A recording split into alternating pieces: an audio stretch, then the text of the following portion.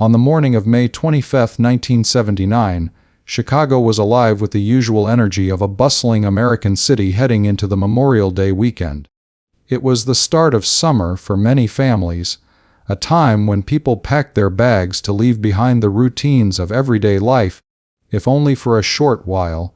O'Hare International Airport was one of the busiest travel hubs in the world, and that Friday, it was crowded with passengers eager to board flights to destinations across the country. Among them were the 271 souls who would soon step onto American Airlines Flight 191, a McDonnell Douglas DC-10 bound for Los Angeles. Some were heading west for vacation, some for work, some to reunite with loved ones, and some for no more than the ordinary rhythm of life. Where boarding an airplane was as unremarkable as hailing a cab, none of them could have imagined that within minutes of leaving the runway, their names would be inscribed in the darkest chapter of U.S. aviation history. The day itself seemed perfect for flying. The weather over Chicago was clear and sunny, with a light breeze carrying the warmth of late spring. Nothing about the sky suggested danger. Ground crews worked efficiently as the massive DC-10 was prepared for departure. At the gate, families chatted, children laughed, and business travelers checked their watches. Flight attendants welcomed passengers with practiced smiles, helping them find their seats in the wide-bodied cabin. For many on board, the DC-10 was a marvel, one of the largest and most modern planes of its era, designed to carry hundreds of people with speed and comfort across great distances.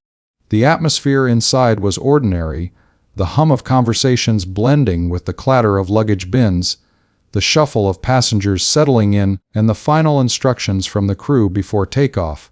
Flight 191 was scheduled to leave at 3:00 p.m., and as the engines came to life, their deep roar filled the air, vibrating across the terminal windows.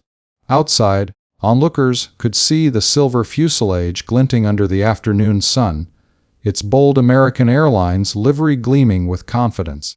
For most people at the airport, watching a plane of this size take off was routine, something that happened dozens of times a day. Yet in less than a minute after leaving the runway, that routine would be shattered into horror.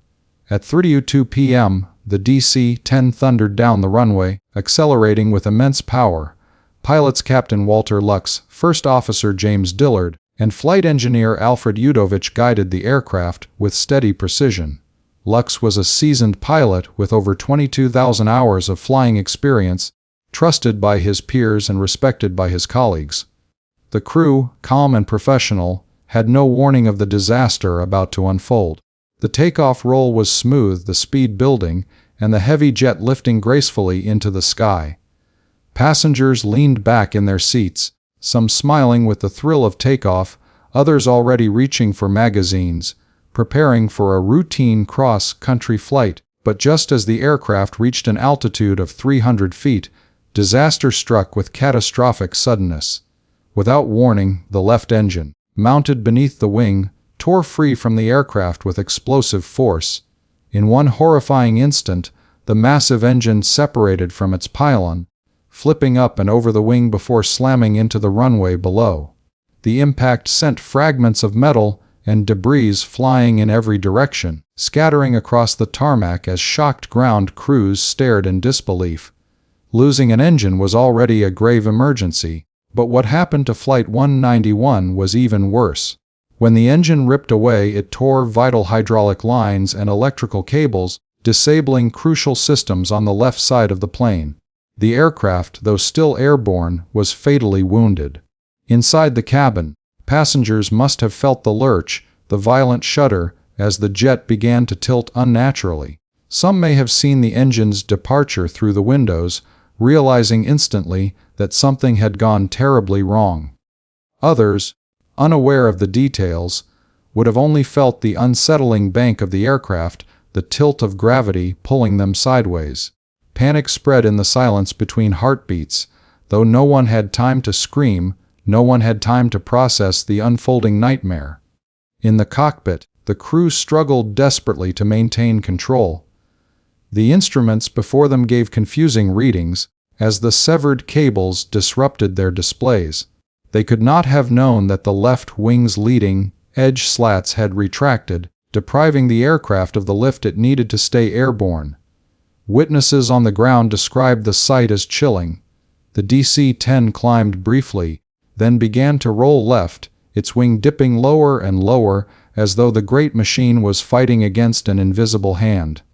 For a moment, it seemed the pilots might regain control, leveling the aircraft for just a breath of time, but then the nose pitched upward too steeply. With the loss of lift on one side, the plane's fate was sealed. In less than half a minute, the DC-10 banked steeply, stalled, and began to fall from the sky. At 3:34 p.m., just 31 seconds after leaving the ground, American Airlines Flight 191 crashed into an open field near Des Plaines, just north of O'Hare. The jetliner slammed into the earth with catastrophic force, breaking apart instantly. A massive fireball erupted, rising high into the sky, visible for miles around. The explosion rattled buildings, sent plumes of black smoke curling upward, and drew crowds of horrified witnesses from the highways, parking lots, and surrounding neighborhoods. The impact left no chance of survival for those on board. Every passenger and crew member perished instantly, along with 2 people on the ground who were caught in the inferno. For those watching, the scene was surreal. In less than a minute, a routine takeoff had become an unspeakable tragedy. Some witnesses described seeing the engine tumbling across the runway. Others recalled the silence that followed the crash, a stunned pause before the sound of sirens filled the air. Emergency vehicles raced toward the burning wreckage, but the devastation was absolute. The fire was so intense that rescuers were unable to approach for several minutes. All that remained of the DC-10 was a smoldering mass of twisted metal and scattered fragments. News of the disaster spread rapidly. Within hours, television and radio stations across the country were broadcasting the story, shocking a nation unprepared for such magnitude of loss. Families waiting at LAX for their loved ones were met instead with the grim reality of a tragedy that had claimed everyone on board. In Chicago, hospitals and first responders braced for survivors, but none came. The death toll of 273 made Flight 191 the single deadliest aviation accident in U.S. history, a grim record that stands to this day. The aftermath was filled with grief and confusion. Families were left shattered, entire communities mourned, and the nation asked how such a thing could happen. For many, the tragedy was compounded by the randomness of fate. Some passengers had booked the flight at the last minute, others had switched flights to save time, and still others had missed boarding altogether, their lives spared by chance. The stories of those who boarded and those who did not became part of the haunting narrative that followed Flight 191. But in those first hours, before the investigations and the reports, before the debates about safety and accountability, what remained most vivid were the tragic events of that afternoon. The sight of the engine breaking free, the image of the jet tilting helplessly, the explosion that turned daylight into fire. These moments burned themselves into the memory of Chicago and the history of aviation. The tragedy of May 25, 1979 was not merely an accident, it was a catastrophe that unfolded in full view of the public under clear skies at one of the busiest airports in the world. It was a chilling reminder that even in the age of advanced technology and modern engineering, the smallest flaw, the smallest misstep, could lead to disaster on a scale beyond imagination. Flight 191's final moments were as brief as they were devastating, and the scars they left remain etched into the story of American aviation forever. In the hours after the crash, O'Hare International Airport, a place usually filled with the routine sounds of departure boards and luggage wheels, was instead marked by silence and disbelief. The sight of the black column of smoke rising just beyond the runways cast a shadow across the entire city of Chicago. For those who had seen the disaster unfold with their own eyes, the memory was seared permanently into their minds: a plane climbing into the sky, the violent detachment of its engine, the strange tilt of its wings, and the fiery end that followed. For others who were nearby, but not close enough to see, The sound of the explosion reverberated through the air like thunder, pulling people from their homes and offices, leading them to windows and rooftops where they stared at the unfolding catastrophe with stunned horror. First responders reached the crash site quickly, but what awaited them was nothing like the emergencies they had trained for. The field where Flight 191 struck was a blazing inferno, flames shooting into the air, debris scattered across the landscape. The fuselage had broken apart violently, leaving little recognizable. Firefighters battled the flames with urgency, but the heat was overwhelming, the smoke suffocating, the destruction complete. There were no cries for help, no survivors to be rescued. The scale of the disaster was so absolute that rescue operations almost instantly turned into recovery efforts. Those who arrived at the scene, hardened professionals accustomed to crisis, found themselves shaken to the core by the devastation. Back at O'Hare, confusion spread among passengers and airport staff. Families waiting for other flights heard whispers of an accident, then confirmed reports. For those who had loved ones aboard Flight 191, the waiting quickly turned into dread, and dread into the crushing reality of loss. Phone lines lit up as news of the crash rippled across the country. In Los Angeles, where relatives and friends of the passengers had gathered to welcome their arrivals, airline representatives struggled to find words to deliver the unbearable truth. The shock was immediate and widespread. Television stations cut into regular programming with breaking news bulletins, their anchors reading the first sketchy reports as images of the smoke-filled sky in Chicago flashed across screens. For many Americans, aviation had always represented progress, connection, and trust in modern technology. Air travel was a symbol of speed and safety, a marvel that allowed millions to traverse vast distances in hours. Yet now that trust was shaken. The sheer suddenness of the tragedy, the idea that a modern jetliner could fail catastrophically within seconds of takeoff, forced people to confront an uncomfortable vulnerability. For families who had lost loved ones, that vulnerability became an unbearable reality. For the public, it became a question that demanded answers. In the days that followed, the crash site became a place of grim work. Investigators combed through wreckage, searching for clues, while coroners and recovery teams worked tirelessly to identify remains and offer some closure to grieving families. The community around Des Plaines was marked by sorrow, as residents who had seen the plane fall now lived with the memory of the fireball in their backyard. The grass of the field where the DC-10 had struck was scorched and blackened, a reminder of how quickly life can be consumed by disaster. Eyewitness accounts became central to piecing together the timeline of Flight 191's final seconds. Drivers on nearby highways recalled seeing the engine tear away and bounce across the ground. Others described the unnatural banking of the aircraft, the strange quiet before the crash, the sight of people in the windows of the jet as it tilted fatally toward the earth. Their testimonies, though painful, helped investigators understand the sequence of events, though they also added a haunting human dimension to the tragedy. The disaster was not only an engineering failure, it was a moment of shared trauma for hundreds who watched helplessly from below. The scale of the tragedy was magnified by the number of lives lost. 271 passengers and crew perished on board, and 2 more lost their lives on the ground.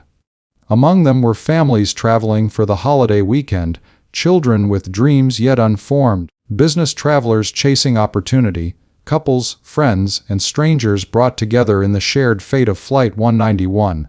Every person had a story, and in the aftermath, newspapers across the country carried portraits and tributes, trying to give voice to the lives cut short. The enormity of the loss weighed heavily on the nation. For aviation officials, the disaster became an urgent question of cause and accountability.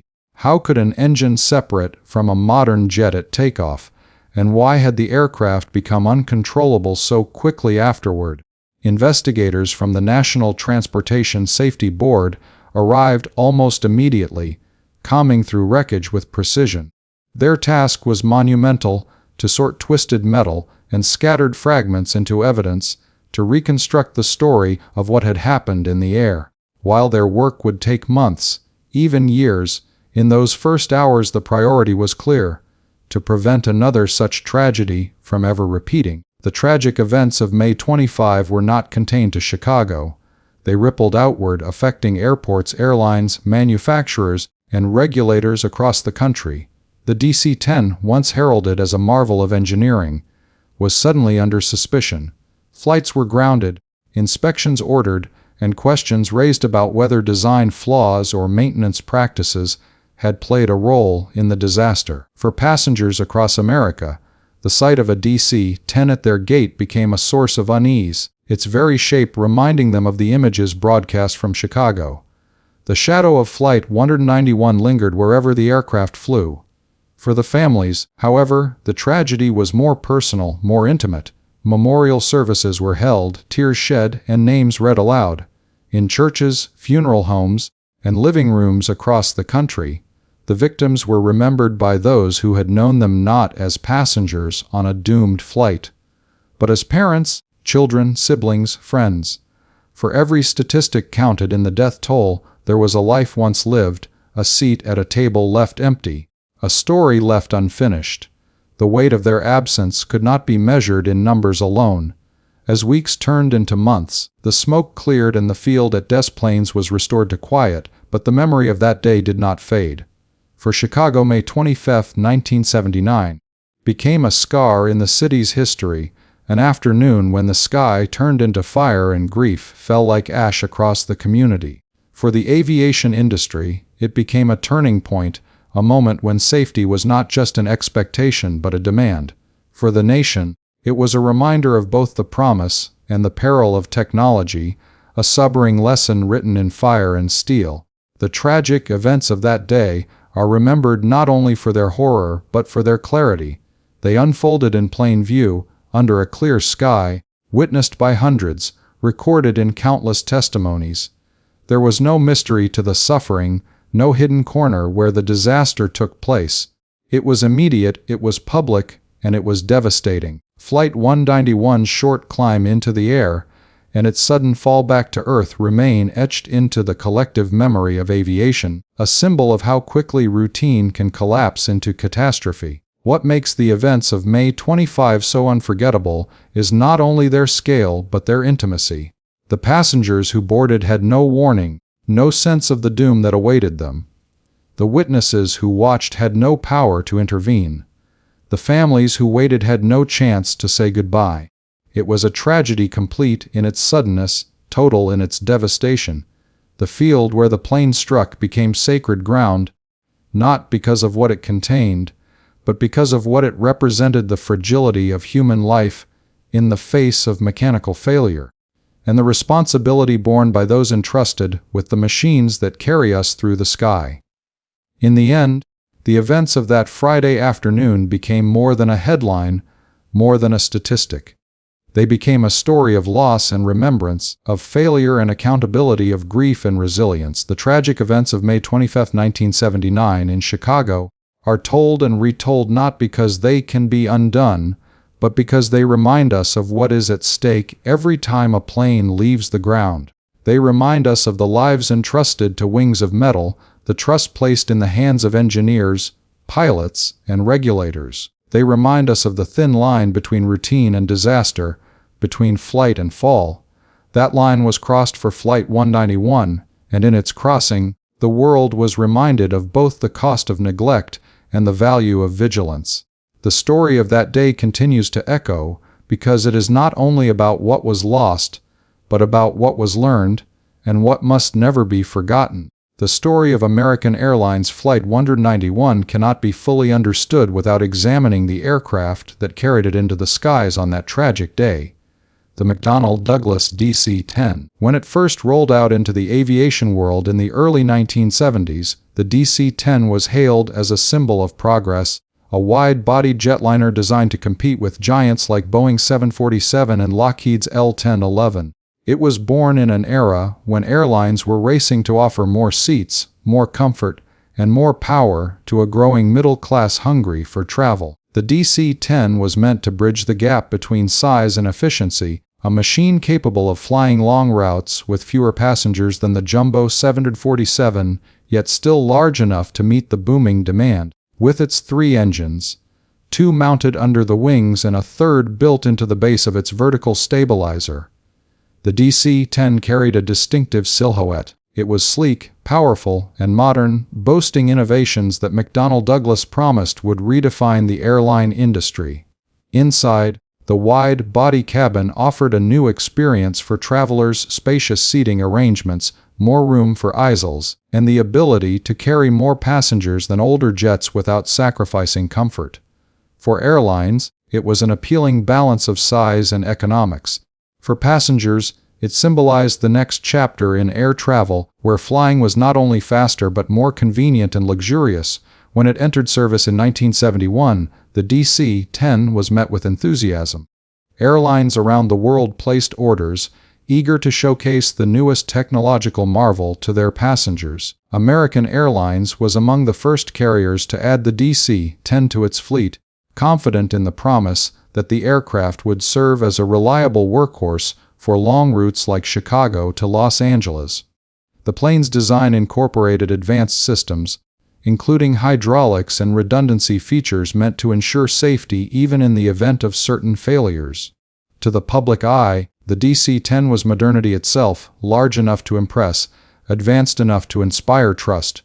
But beneath its shining image, questions were already beginning to form. The aviation industry is unforgiving to imperfection, and every new aircraft must earn its reputation not just in engineering manuals, but in the skies, flight after flight. The DC-10's early years were not free of controversy. Even before the tragedy of Flight 191, the aircraft had been involved in incidents that raised doubts about its safety. Some engineers warned of design vulnerabilities, particularly in areas like the cargo door latching system and the complexity of its hydraulic networks. Each flaw, though initially dismissed as minor or correctable, added weight to the growing suspicion that the DC-10 was not as invincible as its image suggested. One of the earliest alarms sounded in 1972 when an American Airlines DC-10 experienced a catastrophic cargo door failure during a flight over Windsor, Ontario. The rear cargo door, designed with an outward opening mechanism that saved cabin space but required precise latching, blew out under pressure. The decompression ripped through the cabin floor, severing control cables, and briefly leaving the pilots with limited authority over the aircraft. Miraculously, the crew managed to land safely, but the incident revealed a critical vulnerability. Investigators recommended modifications, and McDonnell Douglas made changes, but the event left a mark on the aircraft's reputation. It was an omen of how small design compromises could ripple into near disaster. Despite these concerns, the DC-10 continued to fly, earning the trust of airlines and passengers alike. For many travelers, stepping onto its wide cabin felt like stepping into the future of aviation. For crews, it offered modern cockpits and systems designed to lighten workloads and improve efficiency. In the years that followed, thousands of flights were completed safely, reinforcing the idea that whatever flaws had been uncovered were anomalies, not indicators of systemic weakness. The DC-10 became a familiar sight at major airports, its 3-engine design easily recognizable against the backdrop of Boeing and Lockheed competitors. By 1979, the DC-10 was firmly embedded in American Airlines operations. It was the aircraft of choice for long domestic routes like Chicago to Los Angeles, capable of carrying over 250 passengers with speed and reliability. On the afternoon of May 25, passengers boarding Flight 191 would have seen the massive jet parked at the gate, its fuselage stretching nearly 182 feet, its wings spanning more than 155 feet. To the average traveler, the DC-10 inspired confidence. Its size alone gave the impression of strength, its polished metal surface gleaming with technological promise. Few boarding that day would have known of the lingering doubts in aviation circles or the history of near disasters that had shadowed the aircraft's short career. The DC-10's reputation by the late 1970s was complex. On one hand, it had safely carried millions of passengers across thousands of flights. a workhorse that proved its ability day after day. On the other hand, it carried a stigma that it could not easily shake. Engineers whispered about flaws, pilots sometimes expressed unease, and safety officials kept a close watch on the aircraft's record. The balance between its technological triumphs and its vulnerabilities hung like a shadow over every departure. Still, to most people, passengers, airport workers, and the public, the DC-10 was just another modern jet, indistinguishable from its peers except for the extra engine at its tail. Part of what made the DC-10's story so striking was how it embodied both the promise and peril of rapid technological advancement. In the 1960s and 70s, the aviation industry was pushing boundaries, racing to design bigger, faster, more efficient aircraft to meet exploding demand. Safety was always a concern, but the pressure to compete sometimes meant compromises were made. Compromises that would only reveal their consequences years later. The DC-10 was born into this environment, a product of ambition, competition, and the belief that engineering could conquer any challenge. Yet as Flight 191 would show, even the most advanced designs were only as safe as the smallest detail, the most overlooked procedure, the most fragile connection between man, machine, and maintenance. On the day of the crash, the DC-10 that became Flight 191 was not new. It had flown countless hours, carried thousands of passengers, and been through routine inspections and maintenance. To its crew, it was a familiar machine, dependable and powerful. To its passengers, it was merely the vessel of their journey, a vehicle to carry them to the West Coast. Its 3 engines promised reliability, the very reason airlines invested in trijets like the DC-10. Even if one engine failed, the aircraft was designed to fly safely on the remaining 2. But in the case of Flight 191, the disaster was not caused by a simple engine failure. It was the way the engine detached, the way it ripped away hydraulic lines and cables, the way it undermined the very systems meant to keep the aircraft aloft, that sealed its fate. The reputation of the DC-10 would forever be scarred by this event.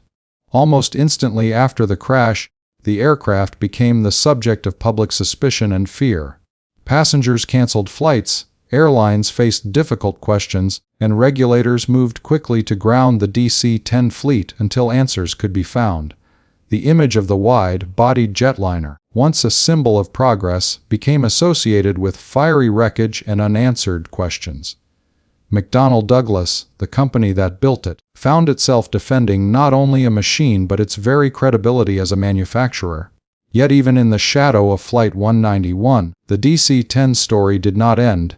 It would continue to fly for decades, eventually proving itself in cargo operations and long-haul passenger service. Many pilots would later argue that despite its troubled reputation, the DC-10 was a capable and strong aircraft when properly maintained. But those arguments could never erase the memory of May 25, 1979, when the reputation of the DC-10 was forever tied to the deadliest aviation accident in U.S. history. The irony of the DC-10's reputation is that it was never simply one thing. To some it was a marvel, to others, a menace. To the families of Flight 191 it was a coffin of steel and fire. To engineers, it was a case study in the balance between design ambition and safety oversight. Its 3 engines were both its signature and its curse, its innovations both its strength and its weakness. In the end, its legacy would be as complex as the questions it raised, a machine remembered not only for what it could do, but for what it failed to prevent. The McDonnell Douglas DC-10, like all aircraft that enter service, was born out of compromise. Engineers, designers, airline executives, and regulators all played a part in shaping what it became. Its 3-engine design was meant to satisfy an industry requirement, more fuel efficiency than a 4-engine jumbo like the Boeing 747, but more passenger capacity than a smaller twinjet. The configuration was considered a perfect middle ground for airlines that wanted flexibility. That tail-mounted 3rd engine gave the DC-10 its instantly recognizable profile, soaring above the fuselage like a promise of power. To many, it looked futuristic, bold, even elegant. But to aviation insiders, every new design meant new risks, new points of failure that only time would reveal. The DC-10 was released during a time when competition in the aviation industry was ferocious. Boeing had already stunned the world with the 747, the first true jumbo jet, capable of carrying hundreds of people across oceans. Lockheed was developing the L-1011 TriStar, another wide-bodied trijet that would battle for the same airlines. McDonnell Douglas knew it had to move quickly to secure its share of the market. In this race to win contracts, the company made bold promises about efficiency, reliability, and above all, safety. Airlines bought in, eager to keep pace with rivals. By the mid-1970s, the DC-10 had become a common sight at airports across the United States and beyond. For passengers, the DC-10 was a marvel of modern travel. Boarding one of these jets meant stepping into a cabin larger than most people had ever seen. The twin aisles gave a sense of openness, while the engine's deep roar promised speed and power. Pilots praised its performance in many respects, and airlines marketed it as a symbol of convenience and progress. But behind this polished image, there were already cracks showing in the reputation of the aircraft. Safety experts and engineers noticed patterns in the incidents that emerged, patterns that suggested not isolated mistakes but underlying vulnerabilities. One of the most persistent criticisms centered on its cargo door design. Unlike inward opening doors that used cabin pressure itself to hold them closed, the DC-10's doors opened outward, requiring precise locking mechanisms. This design saved space, allowing for more cargo, but it left less margin for error. When one of those doors failed in 1972 on American Airlines Flight 96, the results were nearly catastrophic. The floor of the cabin partially collapsed, control cables were severed, and the pilots had to wrestle with a crippled aircraft. That plane landed safely, but the warning was loud and clear. Investigators urged stronger safeguards, and though modifications were made, the reputation of the DC-10 took its first blow. Just 2 years later, Turkish Airlines Flight 981 suffered the same flaw, this time with devastating results. The cargo door blew out over France, the cabin floor collapsed entirely, and all 346 people on board lost their lives. That crash, one of the worst in aviation history at the time, cast a heavy shadow over the DC-10. Newspapers carried headlines that branded the aircraft as dangerous. Airlines scrambled to reassure passengers, and McDonnell Douglas insisted that changes would ensure no repeat of the tragedy. Still, the stigma clung to the plane. To many, the DC-10 was no longer a marvel of engineering but a machine whose flaws could turn deadly. Despite this, the aircraft soldiered on. Airlines had invested heavily in their DC-10 fleets, and pulling them from service entirely was not feasible. As months turned into years without another major disaster, confidence began to return, at least partially. Many people boarded the aircraft without hesitation, unaware of its troubled history. For those who did know, a kind of uneasy truce existed between trust and fear. Pilots trained rigorously, maintenance crews carried out checks, and passengers told themselves that lightning never strikes twice. The DC-10's reputation may have been dented, but it was still flying, still earning revenue, still part of the everyday rhythm of global air travel.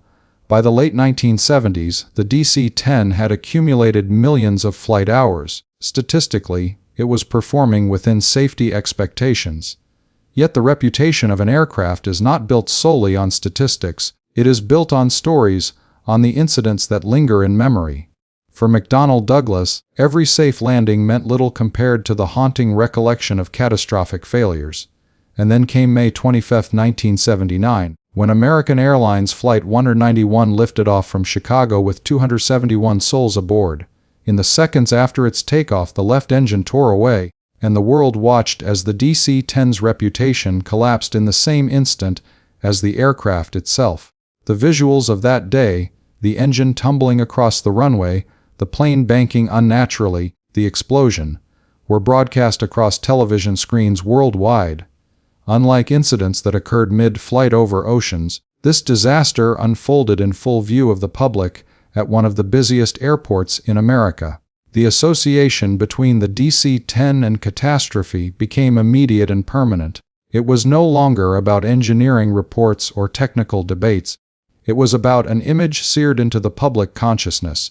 To passengers booking tickets, the DC-10 became a symbol not of progress, but of danger. In the aftermath, the Federal Aviation Administration faced intense pressure. Within days, the entire fleet of DC-10s in the United States was grounded. It was the first time in history that a major aircraft type had been suspended from flying after an accident. For McDonnell Douglas, it was a nightmare scenario. Airlines questioned whether they had made the wrong investment. Pilots and crews demanded answers about whether they could trust the aircraft. Passengers canceled bookings, fearful of stepping onto a DC-10. The grounding lasted weeks, with investigators combing through maintenance logs, design documents, and wreckage. When the planes finally returned to service, the damage to their reputation was already done. Yet, the story of the DC-10 did not end with grounding and suspicion. In time, after modifications and stricter maintenance procedures, the aircraft proved itself capable of safe operation.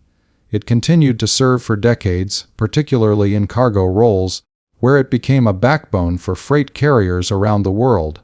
Some airlines operated passenger versions into the early 2000s, and many pilots who flew it later described it as a solid and reliable aircraft. The passage of time softened the fear, but the scars of its early years remained. No amount of successful flights could completely erase the association with Flight 191 and other tragedies. The DC-10's reputation became a paradox. For some, it was forever the problem plane, a design rushed into service too quickly, haunted by fatal flaws. For others, it was simply a victim of circumstance, an aircraft unfairly judged by a handful of highly visible disasters, while its millions of safe flights went unnoticed. In reality, both views contained truth. The DC-10 was indeed a product of compromises and shortcuts, but it also demonstrated resilience and adaptability over decades of use. Its story is not one of simple failure, but of a machine caught at the intersection of ambition, oversight, and tragedy. Even after most DC-10s were retired, their reputation lingered in memory. Aviation enthusiasts debated its merits and flaws, historians studied it as a lesson in safety culture, and the public recalled it with a mix of awe and fear. Few aircraft have carried such a complicated legacy. Where the Boeing 747 became a symbol of reliability and wonder, the DC-10 became a cautionary tale, a reminder that progress in aviation is never without risk. When remembering Flight 191, one cannot separate the tragedy from the machine that carried it. The McDonnell Douglas DC-10 was more than metal and rivets, it was a symbol of both promise and peril. It embodied the optimism of an industry reaching for the skies, but it also revealed the consequences of decisions made in boardrooms and factories far from the passengers who entrusted their lives to its wings. Its reputation, shaped by brilliance and blemished by catastrophe, continues to echo through every discussion of aviation safety. The DC-10 remains one of the most infamous aircraft in history, not because it was universally unsafe, but because its failures were so dramatic, so public, and so costly in human lives. And so, when the name DC-10 is spoken, it carries with it a weight that numbers cannot measure. It carries the memory of those who boarded flights that never landed, the grief of families left behind, the lessons learned by investigators and regulators, and the enduring reminder that reputation is built not only on success, but on the stories of failure that history never lets us forget. On the warm Friday afternoon of May 25, 1979, at Chicago's O'Hare International Airport, the boarding of American Airlines Flight 191 felt routine. The passengers filed into the wide-bodied DC-10, many of them business travelers heading west for the long Memorial Day weekend, some families eager for vacations, some workers returning home. The crew prepared in the cockpit, following checklists that had been repeated countless times before. The captain, the first officer, and the flight engineer were professionals with years of experience, familiar with their aircraft and the procedures that governed its every movement. On the ramp outside, ground crews finished loading baggage and cargo, tugging carts away and clearing the area as the jet prepared for pushback. For those watching from the windows of the terminal, It was a scene they had seen before, a massive silver jet with red, white, and blue markings slowly backing from the gate, its engines beginning to spool with a low, powerful hum. The DC-10 taxied through the network of runways at O'Hare, its 3 General Electric CF6 turbofan engines producing the steady roar that vibrated through the cabin. The aircraft weighed heavily with fuel, passengers, and luggage, but the design was meant to handle such burdens with ease. As it approached runway 32R, clearance came from the control tower, the radio voice crisp and routine, American 191, cleared for takeoff. In the cockpit, the crew acknowledged, and the first officer advanced the throttles. The engine surged, the nose dipped slightly under the force, and the giant jet began to roll down the runway, gathering speed. Acceleration pressed passengers back into their seats. The familiar rhythm of takeoff unfolded, the increasing roar of the engines, the rapid blur of runway lights streaking past the windows, the nose lifting slightly as the aircraft reached rotation speed. The captain eased back on the yoke, and the DC-10 lifted gracefully from the ground. For an instant, everything appeared normal. The aircraft had broken free of the Earth, climbing skyward like thousands of flights before it, but less than 10 seconds after liftoff, something catastrophic occurred. From the left wing, the entire number 1 engine tore away from its mount. It did not merely fail, it separated violently, ripping free of the pylon that attached it to the wing. In the process, it tore across the leading edge of the wing, severing hydraulic lines and electrical wiring as it broke away. Witnesses on the ground described seeing the engine tumbling across the runway, sparks flying, pieces of debris scattering in its path.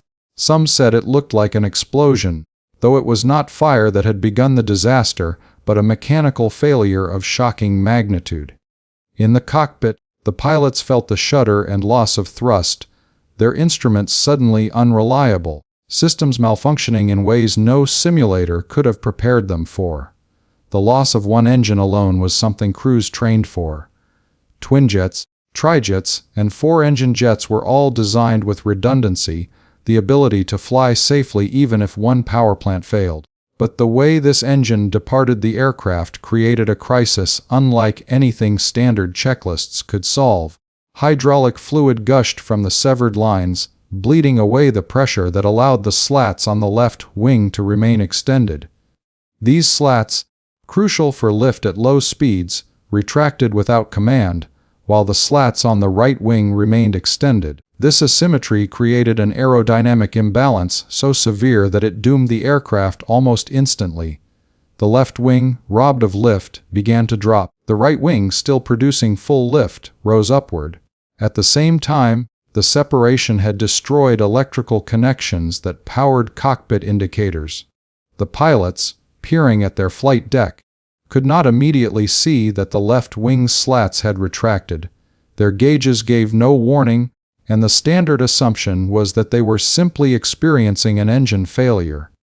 In such cases, the procedure called for reducing climb, adjusting thrust on the remaining engines, and carefully stabilizing the aircraft before deciding whether to return. But Flight 191 was not simply suffering an engine failure. It was disintegrating from a structural failure at the very moment when stability was most fragile.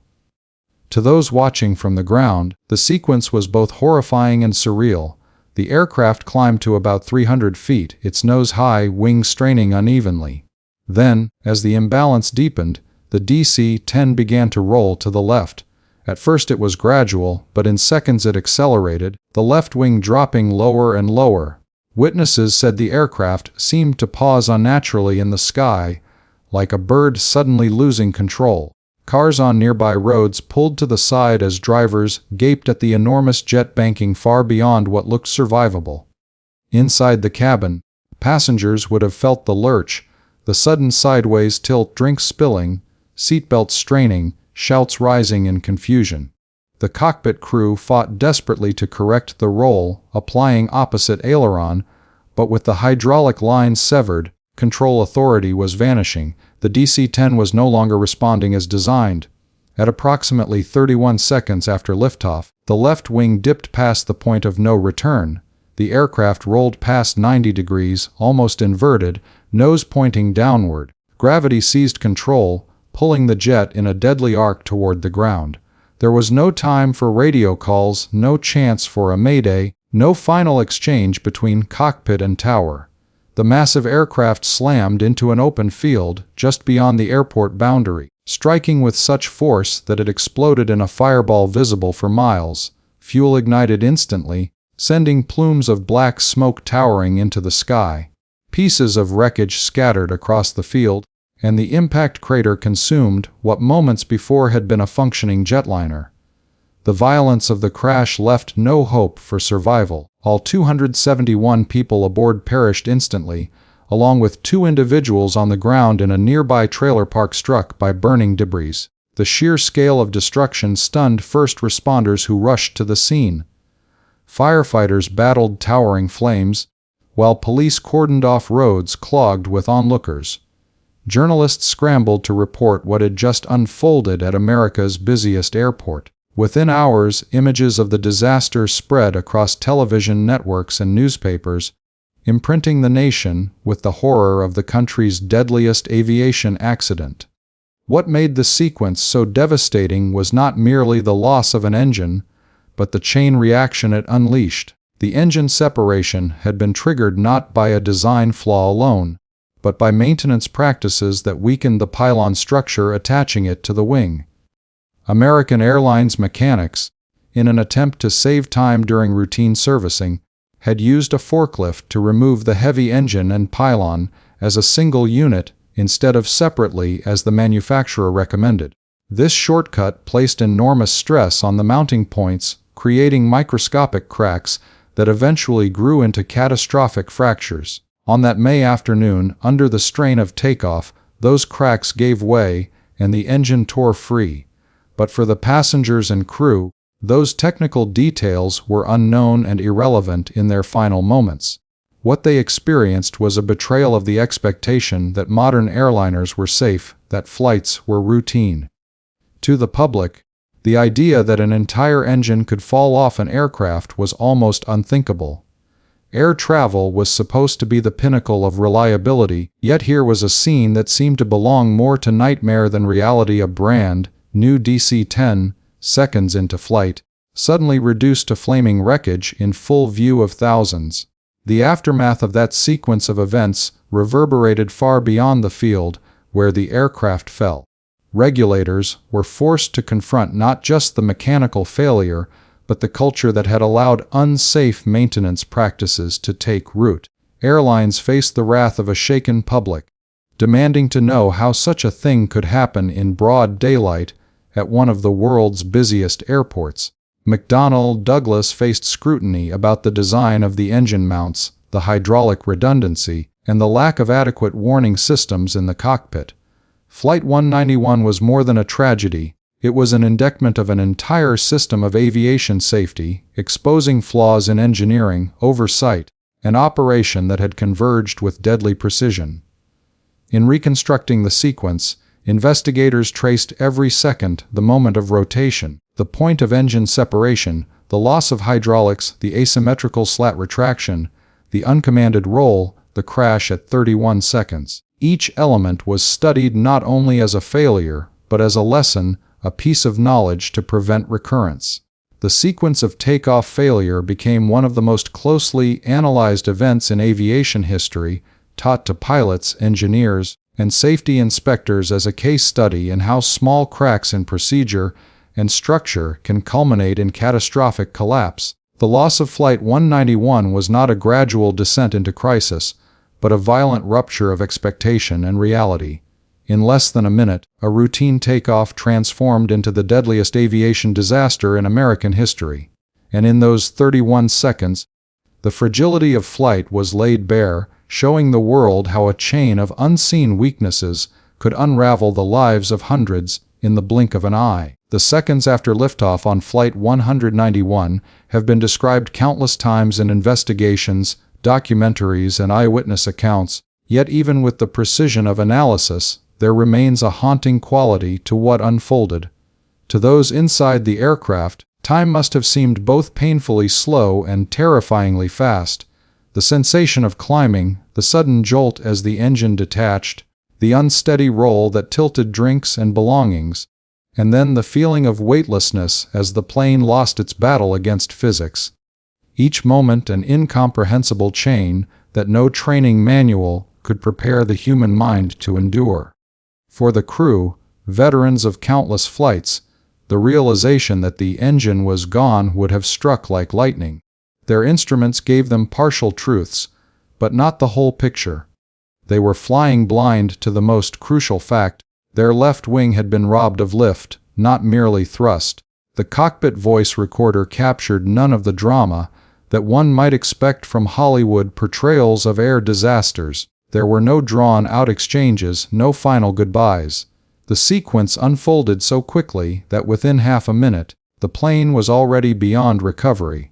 The lack of distress calls to the tower was not a sign of negligence, but a cruel reflection of reality. There was simply no time.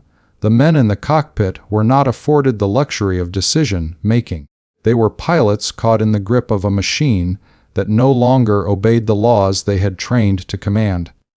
From the ground, however, the disaster seemed both visible and agonizing. Hundreds of people saw the aircraft struggle in the sky. Witnesses spoke of a loud bang, a burst of flame, or the sight of the engine cartwheeling down the runway.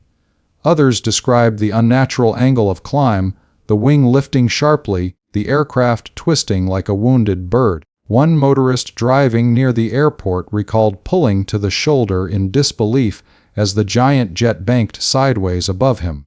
Another resident in a nearby trailer park looked up just in time to see the aircraft roll almost inverted before it struck the ground with a deafening explosion. In a matter of seconds, an entire community became witness to an unimaginable calamity. The site of the crash was a field just beyond the end of runway 32R, adjacent to a mobile home park and a trailer manufacturing facility. When the aircraft struck, its left wing hit first, gouging deep scars into the earth. The fuselage followed, breaking apart violently, igniting a massive fireball fueled by tons of jet fuel. The energy released was equivalent to a small bomb, flattening structures, tossing debris across highways, and sending a towering column of black smoke into the clear afternoon sky. Residents miles away saw the smoke and feared an industrial explosion. Within minutes, emergency calls overwhelmed local fire and police dispatchers. A plane had gone down, a massive jet, and everything was burning. Firefighters arriving on scene faced a surreal and hopeless landscape. The wreckage was scattered, but there were no survivors to rescue. Flames roared so intensely that even approaching the site was dangerous. Pieces of luggage, fragments of seats, and parts of the fuselage lay twisted and charred, barely recognizable. The sheer violence of the impact had left almost nothing intact. Medics could only confirm the grim reality: all 271 people on board were gone, along with 2 more individuals on the ground. It was the single deadliest aviation accident in the history of the United States. The sequence of the engine separation had been invisible to most passengers until it was too late. Yet it was not random chance that made the number 1 engine fail. Later investigations revealed that maintenance shortcuts taken months earlier had damaged the pylon fittings attaching the engine to the wing. Instead of carefully detaching the engine and then the pylon as instructed by McDonnell Douglas, American Airlines mechanics had chosen to remove the engine and pylon as a single unit, using a forklift to support the weight. The maneuver required precise balancing, and even slight misalignments could place dangerous stress on the pylon structure. In one such instance, the forklift tilted slightly, forcing the metal fittings beyond their design tolerance. Tiny cracks formed, invisible to the naked eye but waiting to grow under repeated cycles of stress. When Flight 191 roared down the runway, those microscopic cracks gave way. The torque of full takeoff thrust and the aerodynamic forces at rotation were enough to snap the weakened attachment. The engine ripped free violently, not in a clean detachment, but in a destructive cascade that tore through hydraulic lines and wiring. In that split second, the fate of the aircraft was sealed. The pilots never knew the maintenance shortcut had been performed, never knew that cracks lurked within the pylon, never knew that their flight was compromised before it even left the ground. The tragedy was compounded by the nature of the design. When the hydraulic lines ruptured, the left wing slats retracted, but the cockpit instruments, relying on now disconnected systems, did not reflect this. To the crew, it appeared they had lost an engine, a manageable emergency. In reality, their aircraft was in an asymmetrical configuration that no checklist could address. They continued climbing, unaware that their left wing was losing lift faster than they could compensate. The right wing, with slats still deployed, continued to produce full lift, creating a deadly imbalance. The roll to the left was inevitable, unstoppable. By the time the pilots sensed the true extent of the crisis, the aircraft had already passed the point of recovery. This brutal convergence of maintenance failure, design vulnerability, and lack of warning systems made Flight 191 unique in its horror. It was not simply an engine failure, nor solely a structural failure, nor only a case of human error. It was all three, interacting in a deadly dance within half a minute of takeoff. For the investigators who pieced together the chain, it was one of the clearest examples in aviation history of how multiple small flaws could intersect to cause a catastrophic outcome. The psychological impact of the sequence on the public cannot be overstated. The idea that an entire engine could fall off a modern jetliner was terrifying, almost unbelievable. News coverage repeated the images of black smoke rising over Chicago, of wreckage smoldering in a field, of investigators sifting through debris. Families gathered at the airport in grief, stunned that a flight they believed safe had ended before it even cleared the city. The word spread quickly: the DC-10, already haunted by previous accidents, had failed again. In aviation training centers, simulators began to replicate parts of the sequence, though even advanced machines struggled to capture the speed and finality of the roll. Pilots practiced handling engine failures, but the particular chain that doomed Flight 191 was not one that training manuals had anticipated. Engineers studied the way hydraulic systems were routed, the vulnerability of slats to asymmetric retraction, and the lack of cockpit feedback. Regulators were forced to question whether their oversight of airlines' maintenance practices had been thorough enough. The grounding of all DC-10s that followed was unprecedented, a recognition that the sequence of failure had not been an isolated fluke, but a systemic issue with potential to reoccur. The chilling truth of Flight 191 is that the disaster unfolded in silence. No dramatic alarms, no clear warnings, no last transmission of Mayday. It was a mechanical betrayal hidden beneath the surface, invisible until it manifested in fire and destruction. The passengers aboard had no idea of the maintenance shortcuts months earlier.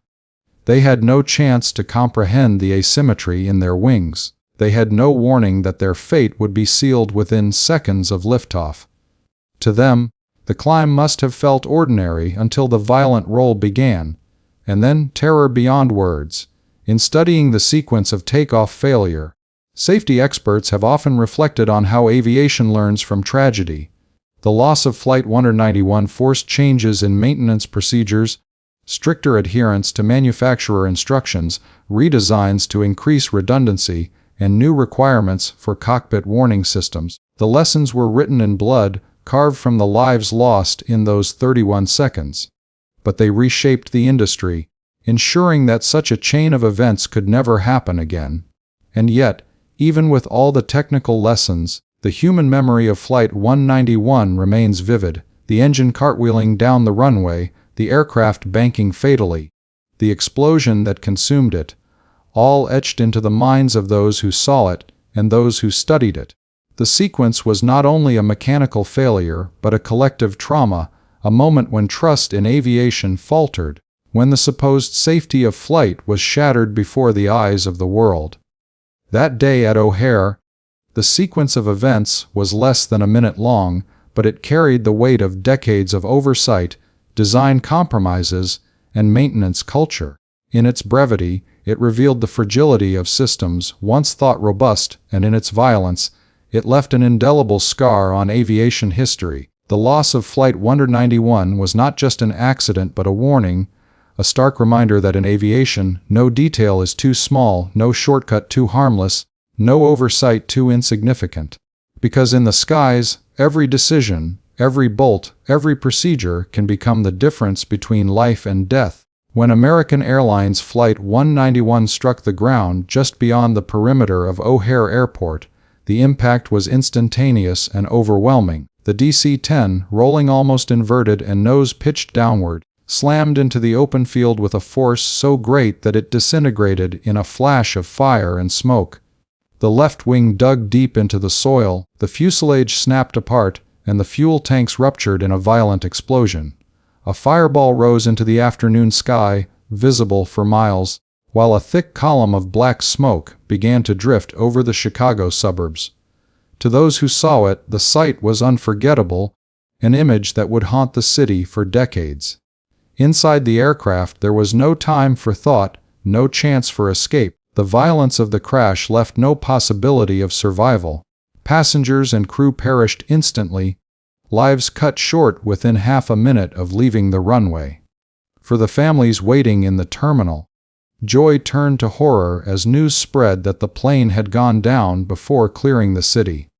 For the people who lived near the crash site, ordinary moments, walking a dog, working in a garage, driving along the road, were suddenly interrupted by fire, falling debris, and chaos. Emergency services raced toward the rising smoke.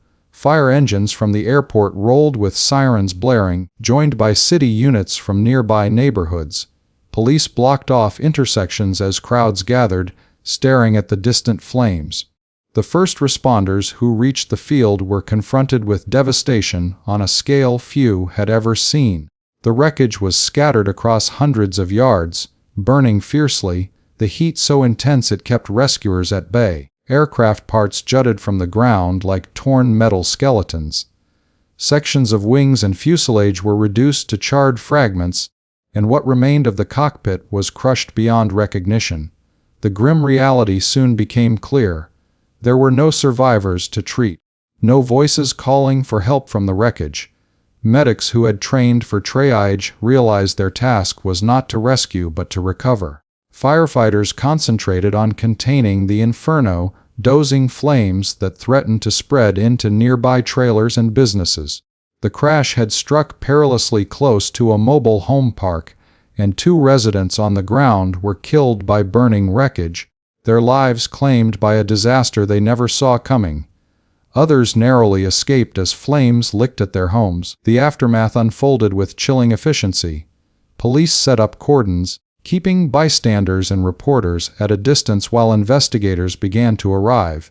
The field became a scene of organized chaos. Fire crews still battling smoldering wreckage, medical examiners beginning the grim task of identifying remains, airline officials scrambling to compile passenger lists, and journalists broadcasting live updates to a stunned nation. Families waiting at O'Hare were ushered into private rooms, where they received confirmation of the worst news imaginable.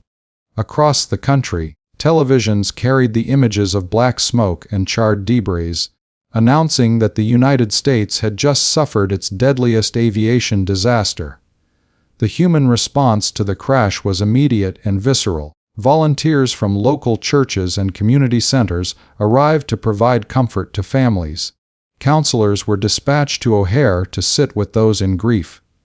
Hospitals prepared for survivors who would never arrive. The airline's crisis teams attempted to manage communication, but the scale of loss overwhelmed every system. In Chicago, the mood shifted from the bustle of a holiday weekend to a city in mourning. Flags lowered, church bells tolled, and strangers paused to speak quietly about the tragedy that had struck so suddenly. Investigators from the National Transportation Safety Board moved quickly to secure the site. Every fragment of debris, every broken component, was tagged and documented. The field, still smoking, became a forensic laboratory. Witnesses were interviewed, radar data analyzed, and the flight recorders recovered from the wreckage. The speed with which the investigation began reflected the urgency of the disaster. The public wanted answers. The aviation industry needed to know what had gone wrong. For the families of the victims, truth was the only solace that could be offered in the face of irreplaceable loss. In the days that followed, images of the crash site filled newspapers and nightly broadcasts. Rows of body bags, pieces of scorched luggage, investigators in protective gear combing through debris, all served as painful reminders of the fragility of flight.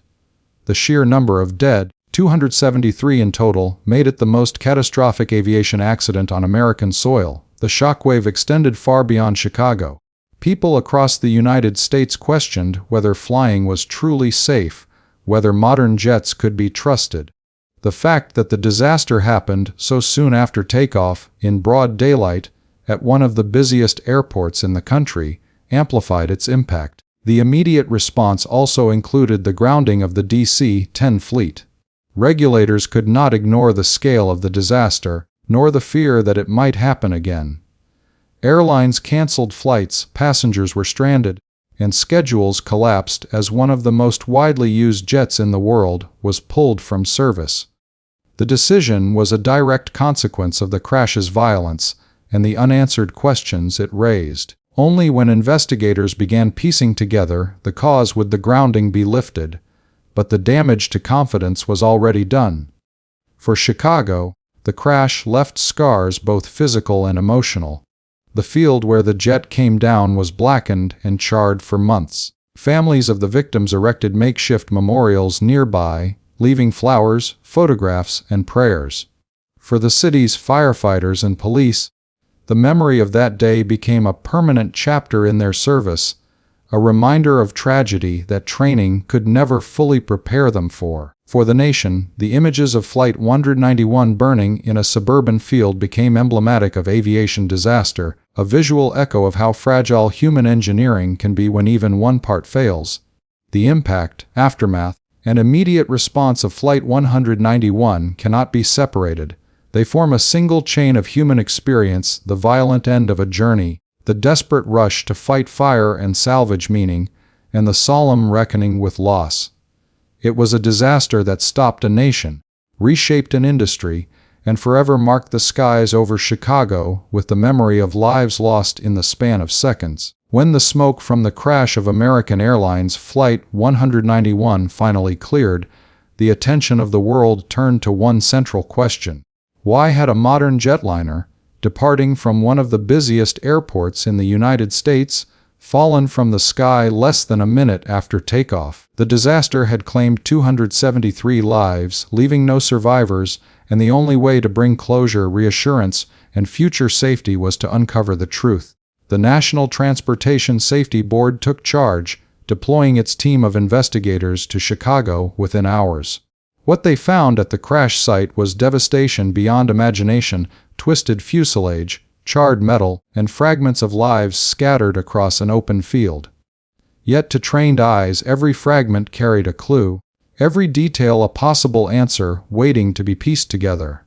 From the beginning, the investigation faced immense pressure. The scale of the tragedy demanded urgency, and public fear about the DC-10 aircraft only intensified the scrutiny. Investigators began by recovering the black boxes, the cockpit voice recorder and the flight data recorder, buried beneath wreckage and scorched earth. While badly damaged, both provided essential evidence.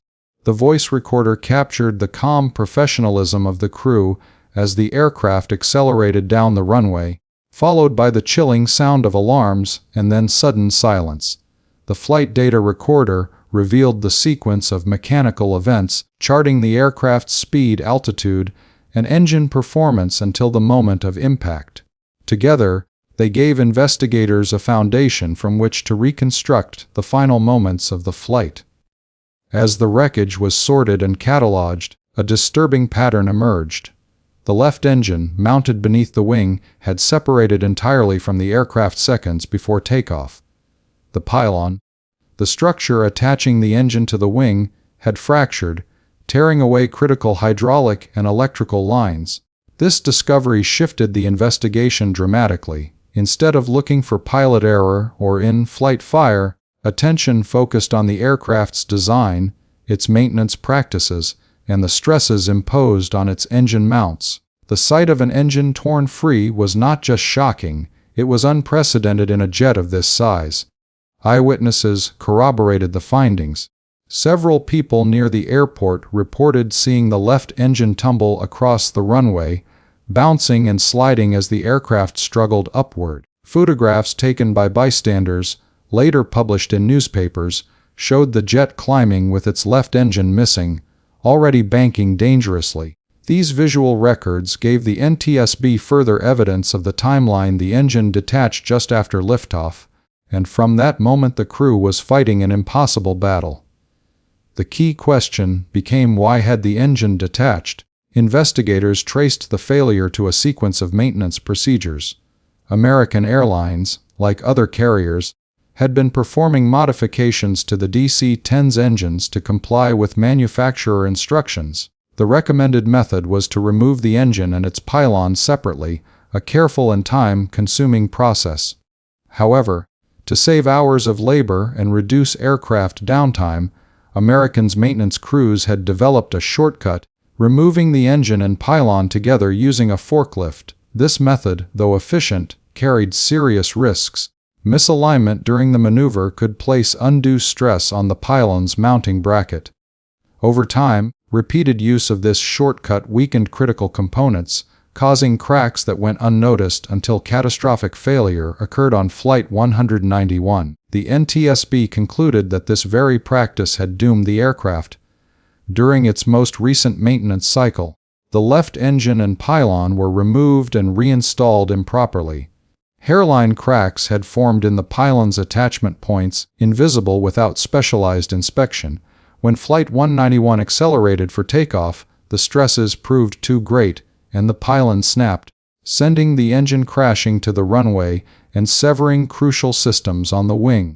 What might have seemed like a routine shortcut in the maintenance hangar had transformed into a fatal chain of events that no pilot could overcome. Beyond the immediate cause, the investigation revealed systemic issues. Oversight by both the airline and the Federal Aviation Administration was called into question. How had such risky maintenance practices been allowed? Why had inspectors not caught the cracks? Why had cost-saving measures been prioritized over strict adherence to manufacturer guidelines? The answers were sobering. In the race to keep fleets in service and reduce expenses, airlines had sometimes stretched procedures, and regulatory bodies had not enforced standards with sufficient rigor. The tragedy exposed cracks not just in metal, but in the system itself, system where safety depended on vigilance at every level. The findings had far-reaching consequences. The DC-10 fleet, already grounded in the immediate aftermath of the crash, remained under scrutiny as engineers examined pylons across multiple airlines. The grounding disrupted schedules worldwide, stranding passengers and fueling anxiety about the aircraft's safety.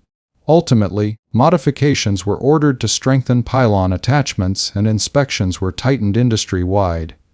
The FAA revised its oversight processes, determined to prevent shortcuts from jeopardizing safety again.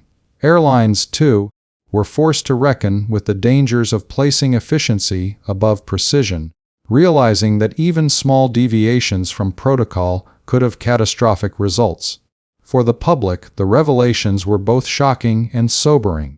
The idea that a maintenance shortcut could bring down a wide-body jetliner undermined confidence not only in the DC-10, but in the broader aviation industry. Passengers questioned whether cost-cutting was silently endangering their lives. Newspapers ran editorials demanding accountability, while families of the victims pursued legal action against American Airlines, McDonnell Douglas, and the FAA. The courtroom battles stretched on for years, but the core truth had already been exposed. Flight 191 was not lost to chance or pilot error, but to a preventable flaw born of human decisions. In the aviation community, the disaster became a watershed moment. Safety protocols were redefined, maintenance practices scrutinized, and training programs expanded. What investigators uncovered reshaped the industry's understanding of risk. The crash illustrated how accidents were rarely the result of a single failure, but rather a chain of events, technical, procedural, and human, that intersected in deadly alignment. Breaking any one link in the chain could have saved the flight, but once the links connected, the outcome was inevitable. The investigation of Flight 191 thus served a dual purpose. It explained the immediate cause of the crash, and it exposed vulnerabilities in the way airlines and regulators approached safety. The lessons went beyond the DC-10, reminding the world that progress in aviation demanded relentless attention to detail, respect for procedure, and the humility to recognize that even the smallest crack could signal the potential for disaster. In uncovering the cause, the NTSB honored the memory of those lost by ensuring their deaths would lead to change. Their story, written in wreckage and smoke, became a call for vigilance that echoes in every safety regulation and inspection checklist to this day. In the moments after American Airlines Flight 191 lifted from the runway and its engine tore away, the outcome was decided in seconds. The aircraft, unable to climb, rolled violently to the left and then pitched nose down. At 3:04 p.m., just 31 seconds after takeoff, the massive DC-10 slammed into an open field near a trailer park and a warehouse complex in Des Plaines, Illinois. The impact was immediate, catastrophic, and final. A fireball erupted that could be seen miles away, a towering column of smoke rising into the afternoon sky. For those who witnessed it, the scene was both surreal and horrifying, a sight that would never leave their memories. The destruction was total. The aircraft disintegrated on impact, scattering wreckage across the field. Parts of the fuselage were twisted and charred, seats torn from their mounts, and debris strewn across a wide area. Fires raged uncontrollably, igniting nearby trailers and structures. Emergency crews rushed to the site, but what they found was devastation beyond hope. There were no survivors among the 271 passengers and crew on board. 2 people on the ground were also killed, caught in the inferno unleashed by the crash. In an instant, 273 lives had been erased, leaving behind shock, grief, and unanswered questions. The scale of loss was overwhelming. Families waiting in Los Angeles never saw their loved ones arrive. Husbands, wives, children, and friends were suddenly gone, their futures cut short without warning. Among the passengers were business travelers, vacationers, and entire families embarking on new chapters of their lives. The randomness of fate, that they happened to board Flight 191, only deepened the sorrow. For many relatives there was no comfort in recovery, for the violence of the crash left little that could be returned. Identifying victims became a painstaking process, relying on dental records, fingerprints, and fragments of personal belongings found in the wreckage. The chaos extended beyond the crash site itself. At O'Hare International Airport, confusion and panic spread as news of the disaster filtered through. Flight information boards no longer showed Flight 191's destination, and airline staff struggled to contain distraught relatives seeking answers. Phone lines jammed as families across the country tried desperately to confirm if loved ones were aboard. In Chicago, hospitals prepared for survivors who never came, while morgues braced for an influx of victims. The sheer scale of the tragedy stretched the city's emergency systems, testing their capacity to respond to such a massive loss of life. For the community near the crash site, the experience was deeply traumatic. Witnesses described the sound of the impact as a deafening explosion, followed by flames that engulfed the field. Many rushed forward to help, but the heat and the intensity of the fire made it impossible to approach. Firefighters fought for hours to control the blaze, but the damage was already done. The trailer park residents, some of whom lost their homes in the explosion, spoke of the terror of seeing a jetliner fall from the sky, of realizing that nothing could stop the disaster once it began. The ground itself bore scars for years after, a stark reminder of the moment tragedy struck. The emotional toll rippled far beyond Chicago. News outlets broadcast images of the wreckage across the nation and around the world. Families who had not yet received official word recognized faces in passenger lists scrolling across television screens. For days, the story dominated headlines, becoming a national tragedy that unified the country in grief. Candlelight vigils were held, prayers offered, and memorials erected in honor of the victims. The accident, by its magnitude, forced Americans to confront the fragility of air travel at a time when flying was still a symbol of progress and connection. The human suffering could not be quantified by numbers alone. Survivors of the victims, parents who lost children, children who lost parents, siblings torn apart, spoke of lives interrupted, of futures unfulfilled. Grief counselors worked tirelessly, but the wound was too deep for many to heal. Lawsuits were filed, compensation demanded, but no amount of money could replace the absence of those lost. The tragedy of Flight 191 became not just a historical record of numbers and events, but a collection of broken stories, each life representing dreams that would never come to pass. The chaos also touched the aviation industry itself. Crews across airlines felt the weight of what had occurred. Pilots and flight attendants, often trained to be stoic, admitted to unease about boarding DC-10 aircraft in the weeks following the crash. Passengers canceled flights, airlines scrambled to reassure the public, and faith in air travel was shaken. For many, the sight of the images on the news created an enduring fear, a reminder that even the most advanced machines could fail in devastating ways. The field in Des Plaines where Flight 191 fell became a place of sorrow and remembrance. Families would come to lay flowers, to stand in silence where their loved ones had perished. Over time, the site grew into a symbol of both loss and resilience. In 2011, a memorial was officially dedicated nearby, with 273 engraved names, ensuring that the memory of those who died would never fade into obscurity. Each name stood as a testament to a life lost, and together they told the story of the greatest aviation disaster in U.S. history. The impact of Flight 191 was not only immediate but lasting. It forced the aviation world to confront uncomfortable truths about safety, maintenance, and oversight. It left Chicago with an indelible scar, a memory of fire and destruction seared into its history, and it left families with a void that could never be filled. The destruction, casualties, and chaos were not limited to the crash site alone. They spread through time, shaping policies, reshaping safety standards, and forever changing the way Americans thought about flying. What remains, even decades later, is the echo of that day in May 1979. The smoke that rose above O'Hare, the silence that followed in living rooms across the country, and the absence felt by hundreds of families who lost someone dear. The destruction was not only of an aircraft, but of lives, of trust, of certainty. Out of that chaos came lessons, but at a cost so heavy that it can never truly be measured. Flight 191's impact is remembered not just as a disaster in aviation history but as a human tragedy, one that continues to remind us of the fragility of life and the responsibility of safety in the skies.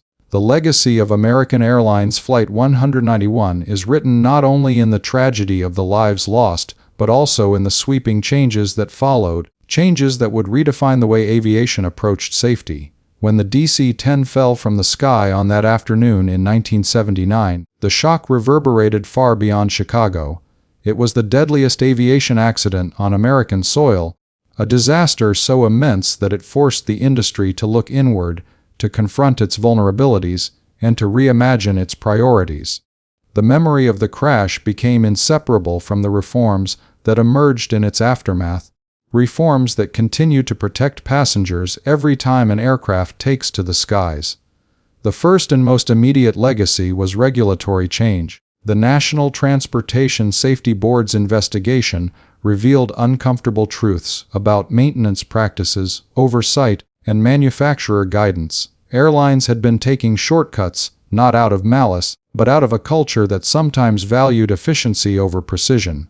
The DC-10's engine pylon, removed and reinstalled with heavy machinery, had developed cracks that went unnoticed until they triggered catastrophe.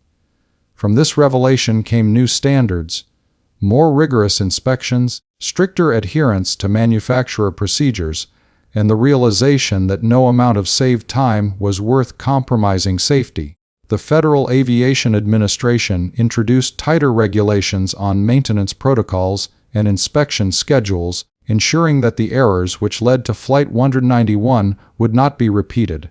The grounding of the DC-10 fleet, though temporary, left an enduring impression.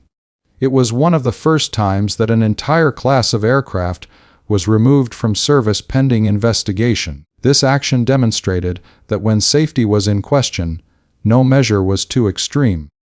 It showed the traveling public that regulators were willing to sacrifice convenience for security, and it set a precedent for how future crises would be handled. Later incidents involving other aircraft types would draw on the lessons of Flight 191, proving that swift and decisive grounding could prevent further loss of life.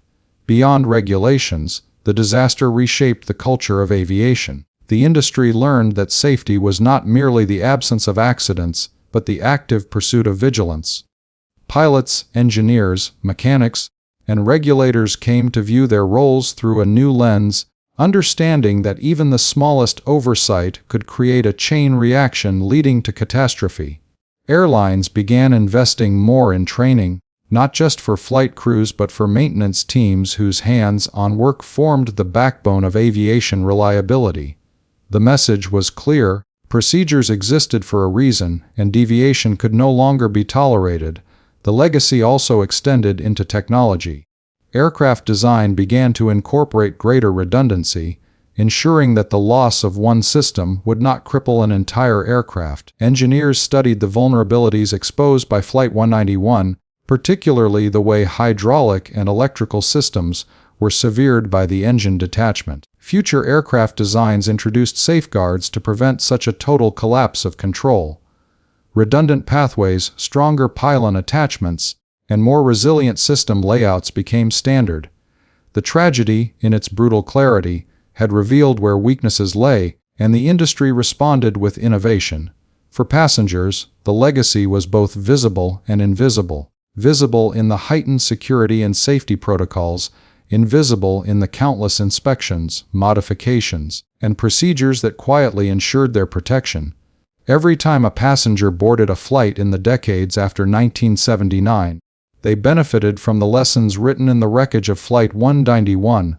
The very act of stepping into an airplane became safer, not by chance, but by deliberate change born from tragedy. The crash also left a lasting mark on the city of Chicago and on the families who lost loved ones. In their grief, many relatives became advocates for stronger safety standards, pushing for reforms that extended far beyond the courtroom. Their determination ensured that the memory of those who died was not reduced to statistics. Through their voices, the legacy of Flight 191 became one of action, a call to honor the dead by protecting the living. Decades later, the memorial erected near the crash site stands as a testament to this commitment. It is a place where names are etched into stone, where silence speaks louder than words, and where the legacy of those lives continues to shape the skies above. On a broader scale, the disaster altered public perception of aviation. While air travel remained the safest mode of transportation, the sheer magnitude of Flight 191 reminded the world that safety was not a static achievement, but a constant responsibility. Public demand for accountability grew louder, and airlines responded by being more transparent, more cautious, and more proactive. The relationship between the public and the aviation industry shifted. Passengers expected more, and rightly so. The legacy of Flight 191 also carried a sobering philosophical lesson. It showed how fragile the balance between progress and safety could be.